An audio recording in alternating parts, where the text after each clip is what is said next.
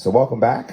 We have a brand new setup as we're recording live on video as well as audio. So for those of you who enjoy video podcasts or video blogs as well, you get to see this on video. Those who like audio, you will have the audio. So please enjoy whatever your preference on intaking our podcast is. So as a reminder, if you haven't, or for those who have never listened to this podcast before, this is a relationship podcast, also dealing with regular life situations, romance, sex. All live from Brooklyn. All live from Brooklyn, from Crown Heights Radio in Crown Heights, New York, Crown Heights, Brooklyn. So please enjoy, and this is once again, Season 2, Episode 1. So, Anne, what is the topic that we're going to talk about today? Well, first of all, for our reoccurring viewers, we're going to be catching you up on our big move together, our new place. And secondly, we're going to be talking about how we support each other and how you as couples or people seeking partnership can support your partner in their profession. All right. So, yeah, great. So we're going to start with moving in together, couples moving in together. So, Anne, you want to give them a little bit of a backstory on our process, on how we ended up living together as a couple? Well, like a lot of you know already, we fell in love really fast in the beginning, and we both had 2 leases, and we're in the phase of dating, but still spend a lot of time together. And primarily, I moved part of my things, my seasonal clothes, to Crown Heights, to your apartment, which was a lot closer of a commute to my job, and still kept my place in Williamsburg. So that was the beginning phase of our process. And then once we, decided we want to live together long term, we found this place and essentially moved the rest of my things from Williamsburg to Crown Heights, to our new spot, and moved everything that we've been living amongst at your place into the apartment. And through that process, it was a blend of combining our things together, which was exciting because the things we had been living amongst in your place were redesigned and situated in our current place. And I think what I enjoyed about that the most was that the things that I then brought in too that I hadn't been with in Williamsburg fit in really well to what you had. So where we're at now is like a blend of both of our personalities and styles, and it melds together really well naturally. Right, good. Okay. And what was some of the decisions that you had to make when deciding first, as we were deciding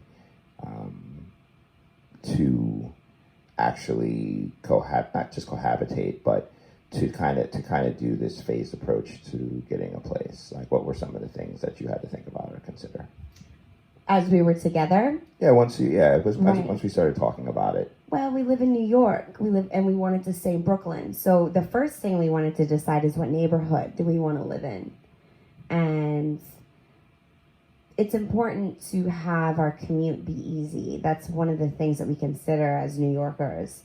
And you being able to work mostly remote, that was a little bit less of a concern for you. But for me, a big part of our consideration was what was the commute going to be like to work. So being within walking distance to my job was something that was important. So we looked within those parameters, distance. Another thing that we considered is just our living environment. And one of our foundations in our relationship is having an ease and having an easy home life situation. So when we're home, we can relax. And part of that is cleanliness. And so we looked at a couple different options. And if you're in Brooklyn, New York, you know that you can look at your brownstone, old style apartments, or new. There's a ton of new apartments booming around this area. So we looked at both. And we decided that in slew of having the ease in our relationship and home life situation, we wanted to have a newer apartment. Brownstones are beautiful, and we found that they were very spacious, but at the same time, there was some upkeep. For example, the garden floor apartments, we'd have to keep that clean. We travel quite a bit, so coming home after a storm, we'd have to pick that up. We do a lot of shopping online, so getting the deliveries to our door could be challenging. We might have to have another location to have them dropped off at. Like I've had to do in the past. Here, we have somebody at the door holding that down. So packages are dropped off and signed by them, and it's really convenient for us. This building's only 3 years old, so it's pretty clean and new. So those were the things that we had to consider in the process that made our move, easier. But of course, we had to talk about it along the way. So you remember in the process, we looked at so many apartments, and then we whittled it down through conversation about what it is we liked and didn't like. Okay. And what about and we can go before actually getting, finding a new place together. But when you have to say, I'm trying to think of ways for couples I have an idea for couples who maybe, like me, everyone when they first meet or when they become into a relationship, however they do, they have their own places, or they have shared apartments, or they're living with family, or whatever it is. So what are some of the considerations to this, that you think are important for couples when they decide should they or should they not keep their own apartments, for a long period of time, or should they move in together? What were some of the considerations that you had? Well, I like easiness, and I'm lazy. No, I'm a really hard worker, and so are you, and we do a lot of things. So it was a hassle for us to go back and forth in the beginning, even as we were getting to know each other, because we had to consider, we wanted to stay the night together every night, basically, and we'd have to pack a bag for the next day. You wear a shirt and pants to work, so you'd have to bring your dry cleaning or your clothes over to my place, or keep a stash. So, if you're a couple where that's your lifestyle, where you have 2 different apartments, but you still want to sleep together, I would say one thing that worked well for us was having some clothes, like having 5 shirts, 5 pants, a couple pairs of shoes at your partner's apartment. So then you don't have to travel and carry all your items with you each time you visit. I would say within that, and let me know if I stray from your question at all. No, this is exactly where I was trying to find out. You have to take care of your partner's things too. So keeping up with the laundry for each other, and it's almost like double the work because you're doing that a bit. Then at your place too, you're still taking care. So once we found that we worked well together, and I think this can be a guide for people who are interested in marriage and cohabitation. I think this is a good way to gauge that and see how it is you do personally, like how it works for you to take care of another person. And, really taking that on, it's like double the effort. Another person's well-being is in your hands now too, besides your own. And also seeing how your partner takes care of you at their place, because you're still a little bit of a guest. So you, for example, made room for me at your apartment. You cleared out a whole portion of your closet and devoted that to my things. And that made me feel at home, and that was really wonderful. important. I think that that's something that I value a lot. I want to feel at home, and so you having just done that really asserted yourself as somebody who could be in my life. A good point. I think that's a good point. The care that it takes to take care of another person in your space, regardless of whether your space, like in your case, it was a shared apartment. In my case, it was it was a one bedroom apartment, but we both still had to say, okay, how do we fit this person into our life? As you mentioned, whether it's clearing out closet space or you got me a robe at your place, and I think some slippers over, little things that makes it comfortable. I think that's super important. And that's kind of a prerequisite to what it's going to feel like living together, full time. And I think also on top of that, we took into consideration what it took for the other person who was sleeping. Like if I was sleeping at your house, you would take in consideration, what I had to go do, if I had to go into the office the next day, what we were doing that night. If you had plans and I didn't have plans, did it make sense? We took into a lot of those pieces into consideration, and those are things that couples will have to think about if they want to make it successful.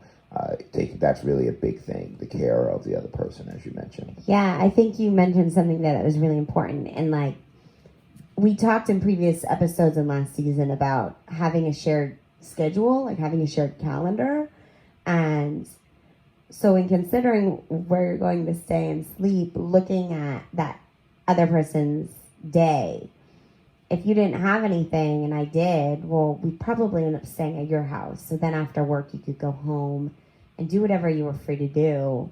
And then I could come and meet you after I was done with what I needed to do. My clothes, my setup for the next day is already there.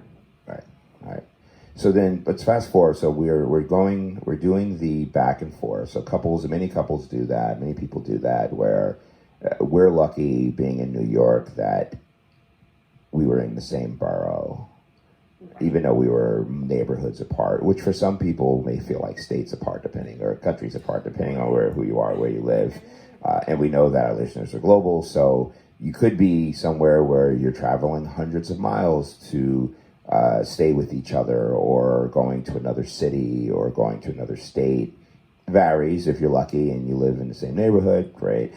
That's even better. We don't have cars, so we took Ubers or buses or subways, walked sometimes to see each other. But some people are driving and other considerations. So for us, we took the proximity, as you mentioned, and our work situations. So we got to the point where we were like, okay, we're doing the back and forth, but we probably don't need to do the back and forth anymore, because we were doing, I feel, the back and forth more because you did have some work in Williamsburg. And I had plants to take care of. Yes, and you had plants to take care of. So once we moved I think the work became less, and so I think and then I moved the plants over to your place, and then I had no reason necessarily to go to Williamsburg at that point. Right. And we realized how much easier, we kind of analyzed the situation, because there's lots to think about when we were first getting together, and we were like, well, this is actually just easier to stay here, and it's working out really well. Why don't we just keep doing, you took such good care of me, let's just keep this up. Right. Yes, I think that agreed that we started to look at what our day-to-day was like, and we were like, okay, we were going back and forth less. So I think we were doing like half and half initially. In the beginning. And then it started to be, from a 7-day week, it was like maybe 4 days, 3 days, or 3.5. And then it became like 4 days, then became like 4 days at one apartment, 3 days at another, then 5 days at one apartment, 2 days in another. And then it was just because we had to do maintenance on your place, right, that we were going back, but it was just one-off. So we were like, oh, we'll just plan to go for a couple of hours to do whatever, take care of the plants, do bills, whatever we had to do, check mail, and then we go. And then so finally we decided, okay, let's we know we have 2 leases, and our leases, we had timings on our leases, and that was, I think, a big piece that people have to consider. If you have 2 homes, it's a whole another thing to consider. But if you have, at least if you're doing apartments, there's an end date on your lease, and you can decide, okay, when does it make sense for us to cohabitate? Do we want to renew leases? Can we get out of our lease? And so we had a specific timing where it made sense. And we realized pretty quickly, and I think I already knew this beforehand, that we were going to want to move anyway into a bigger place. Because the apartment was so small. Right, because we were in a New York apartment. An apartment was made, it was a 1-person apartment for the most part, for 1 bedroom. So we made it work for 2, but then we decided, okay, at the end of this, we're going to move and find our own place. And so we did do a phased approach at that. We said, okay, at this point in this time of the year, when the seasons were switching, let's go through our closets, which we did a very big closet purge in both of our closets and apartments, and said, let's get rid of what we don't need. Then let's start to consolidate and move the things we need every day into one apartment, and then move the things that we don't need into the other apartment until we're ready to move. And so we started to slowly plan that out. I think that was a really good project plan, whatever it was, that we stuck to, and really did a good job with it, of making it very convenient for us, getting the belongings that we really needed for our day-to-day life into one place. We stuck to it, and then we knew it was only going to be for a certain amount of time until the lease was up, and then we were going to move anyway. So I think we did a great job at that. And then came the move, and the move was its own thing.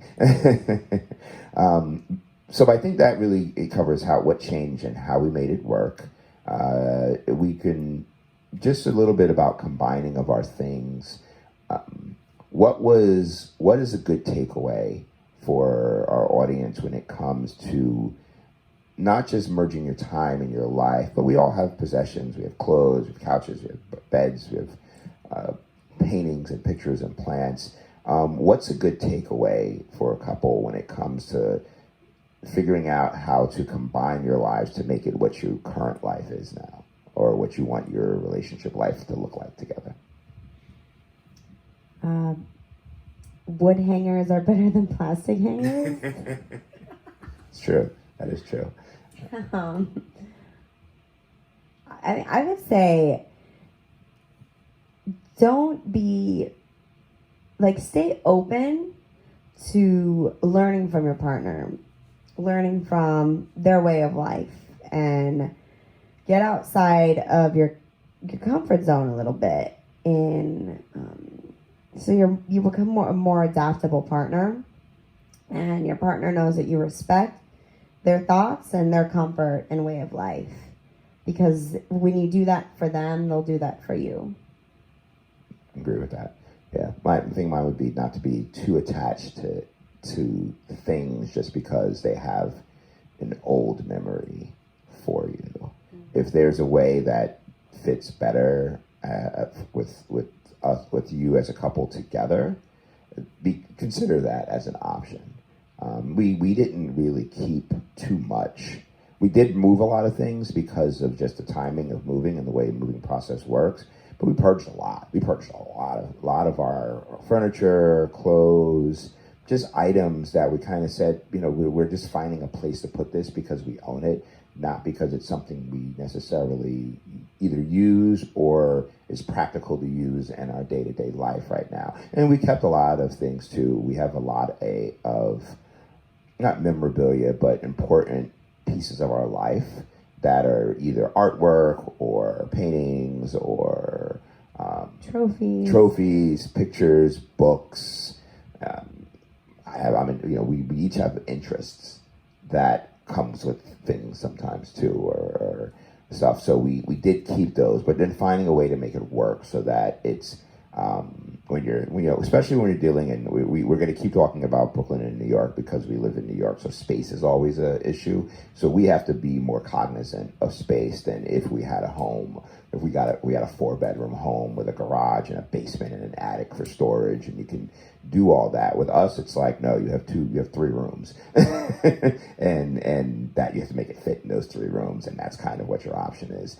So it forces us to be a little bit more practical in our use of space and in moving together. But for everyone, it's good to make that a habit, to kind of not be too tied down to anything. And like you said, be open. So any closing remarks for people as we, to close with moving in together as a couple? I would say it's really stressful, but that you should enjoy the process as much as you can. So just the way to do that, stay open, be excited. Don't get too stressed about. One thing I learned from you is there were times where I wasn't sure if I should keep something or get rid of it. I wasn't sure how it was going to fit into our life together at this apartment. But just, bring that thing, put it in your space. If it doesn't work, you can always get rid of it then. Don't necessarily get rid of things that you aren't sure about. Decide once you're in that space and see how it works together in your new home. Yep. I would say one of my 2 rules is on keeping things is like, if I haven't used this in the last 2 years of the same season, so we're in winter now, if I have something that I haven't used in the past 2 winters, it's probably not worth me keeping. I'm just keeping it just to keep it. So we had to decide, and we collect records and we have clothes and we do things. So you be practical in that. Don't just toss stuff, but think about it. At least have the conversation to yourself. And also, once moving together, we learned new skills: measuring, being able to decide on furniture, paintings, hanging things. Those were skills that we didn't really have the same way we have it now, that we learned to have together. DIY. But so learn to do projects together, because that's going to be a super important part of your living together. And that'll set basis and foundations. The things we learned in this move together, we're going to use in every place we own or we live in. We're going to always, every time we have a project, we're like, all right, you get the measuring tape, we get the hammer and the nails, we do it together, we form new habits. And so be willing and open to form new habits of your living arrangement, and don't keep to what you may have learned from your parents or may have learned from your own self living at home. It's a brand new scenario. So be open to that. All right. Thank you. So hope you enjoyed this first segment of season 2, episode 1, dealing with moving in together. And we'll be right back with our next segment of season 2, episode 1.